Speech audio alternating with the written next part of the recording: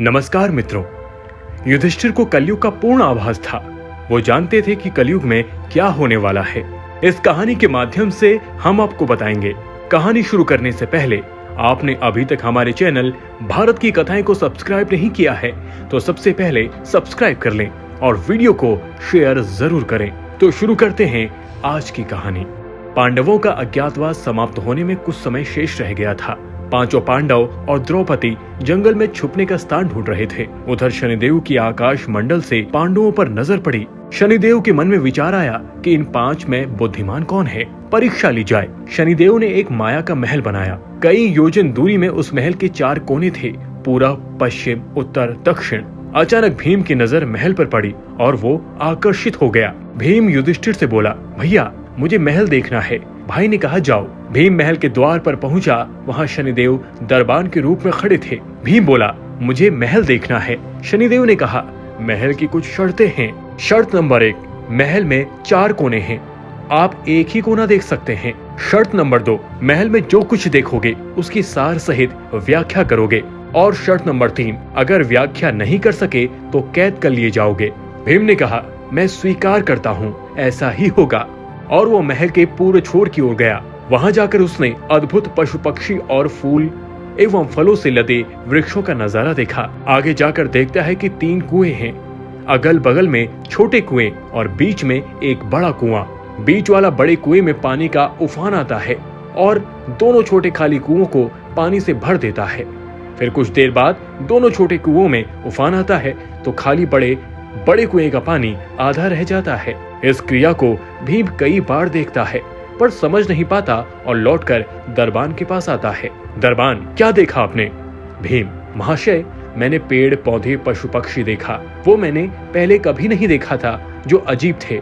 एक बात समझ में नहीं आई कि छोटे कुएं पानी से भर जाते हैं, बड़ा क्यों नहीं भर पाता, ये समझ में नहीं आया। दरबान बोला, आप शर्त के अनुसार बंदी हो गए हैं और बंदी घर में बैठा दिया।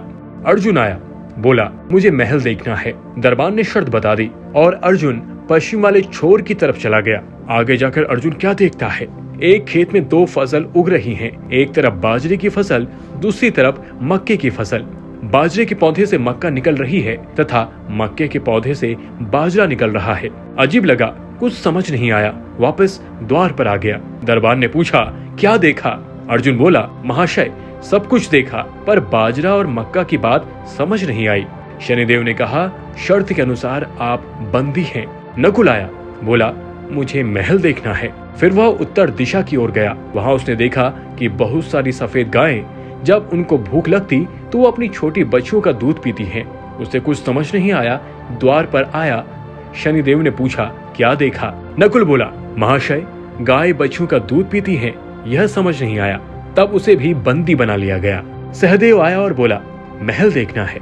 और वह दक्षिण दिशा की ओर गया। अंतिम कोना देखने के लिए क्या देखता है, वहां पर एक सोने की बड़ी शिला एक चांदी के सिक्के पर टिकी हुई है। डगमग डोली पर गिरे नहीं, छूने पर भी वैसे ही रहती है। समझ नहीं आया। वह वापस द्वार पर गया और बोला, सोने की शिला की बात समझ में नहीं आई। तब वह भी बंदी बना लिया गया। चारों भाई बहुत देर से नहीं आए। तब युधिष्ठिर को चिंता हुई। वह भी द्रौपदी सहित महल में गए। भाइयों के लिए पूछा। तब दरबान ने बताया, वो शर्त अनुसार बंदी है। युधिष्ठिर बोला, भीम तुमने क्या देखा? भीम ने कुएं के पानी के बारे में बताया।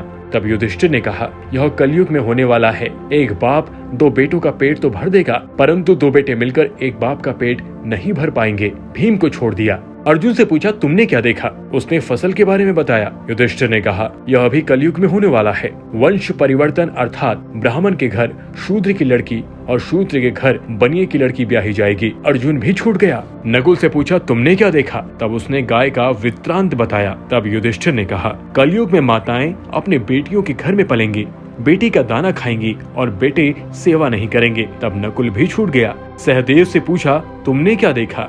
उसने सोने की शिला का वृत्तांत बताया। तब युधिष्ठिर बोले, कलयुग में पाप धर्म को दबाता रहेगा, परंतु धर्म फिर भी जिंदा रहेगा, खत्म नहीं होगा।